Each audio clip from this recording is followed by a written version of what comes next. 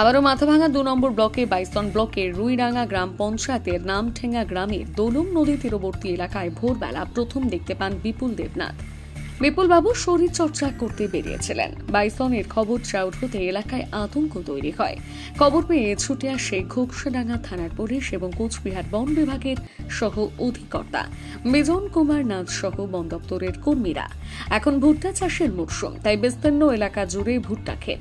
বন কর্মীরা বাইসন দুটিকে ট্রানগুলাইজ করতে চেষ্টা করলে বাইসন দুটো এক ভুট্টা ক্ষেতের মধ্যে থেকে অন্য ভুট্টা ক্ষেতে ছুটতে থাকে।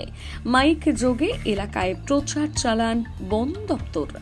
সকাল থেকে তাদেরকে সাবধান করা হয়।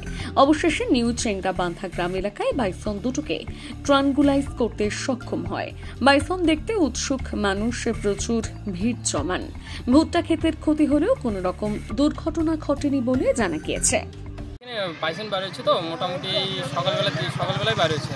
কখন কটার দিকে? এই সকালবেলা ধরুন মোটামুটি তবু 9টা 10টা নাগাদ। না আগে বার হয়েছে, 6টা আগে বেরিয়েছে। আচ্ছা এই মোটামুটি ধরুন মানে 9টার সময় আপনারা দেখছেন? হ্যাঁ। না তো আমি এই বাড়ি থেকেই শুনছিলাম আর কি রামঠেঙ্গা এইখানে নাকি বার হয়েছে। তারপর আমি এসে দেখি যে মোটামুটি রামঠেঙ্গাতেই ছিল। তারপর রামঠেঙ্গা থেকে বর্তমানে এখন এইখানে চাংরাবান্ধা। কটা বাইসন বেরোচ্ছে মোটামুটি 2টা। না আপাতত তো এখনো পর্যন্ত কারো কোনো ক্ষতি হয়নি। হ্যাঁ মোটামুটি আতঙ্ক, 2টা বড় বাইসন বার হয়েছে তো এলাকার একটু আতঙ্ক তো হবেই। হ্যাঁ বন দপ্তর সবাই আসে, তো ওরা সবাই সহযোগিতা করছে বাইসন দুটোকে ধরানোর জন্য। তো সবাই গাড়ি নিয়ে আসছে, তো ওদেরকে ইঞ্জেকশনও দেওয়া হয়েছে। আচ্ছা, এখন চেষ্টা চলছে। কি নাম আপনার? আমার নাম প্রলয় পাটোয়ারি।